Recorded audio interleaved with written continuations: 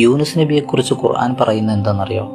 ഒരുപാട് കാലം ഒരു സ്ഥലത്ത് ദഅവത്ത് നടത്തിയിട്ടും ആരും വിശ്വസിക്കാതായപ്പോൾ യൂനുസ് നബി സങ്കടപ്പെട്ട് നാടുവിടുകയാണ്.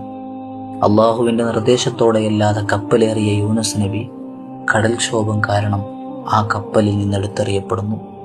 കടലിലേക്കെറിയപ്പെട്ട ഉടനെ ഭീമാകാരനായ മത്സ്യം നബിയെ വിഴുങ്ങുന്നു. എന്താ അല്ലേ, ജീവിതം അവസാനിച്ചു എന്ന് നമ്മൾ കരുതുന്ന അവസ്ഥ. ചുറ്റും അന്ധകാരം, കടലിൻ്റെ നടുവിൽ മത്സ്യത്തിൻ്റെ വയറ്റിൽ, അതും ഒറ്റക്ക്. പക്ഷെ യൂനുസ് നബി പ്രതീക്ഷ കൈവിട്ടില്ല.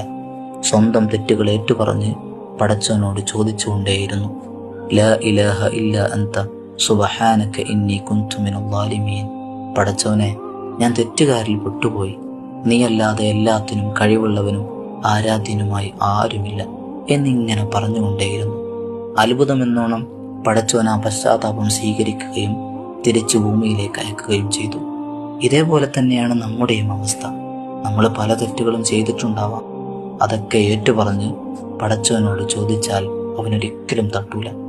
നമുക്ക് ഈ ദുആ പഠിച്ച് ചൊല്ലാം, കൂട്ടുകാരിലേക്കൊക്കെ അയച്ചു കൊടുക്കുക. നബി സല്ലല്ലാഹു അലൈഹി വസല്ലം തങ്ങൾ പറഞ്ഞു, അദ്ദാലു അലൽ ഖൈരി കഫാഇലിഹി.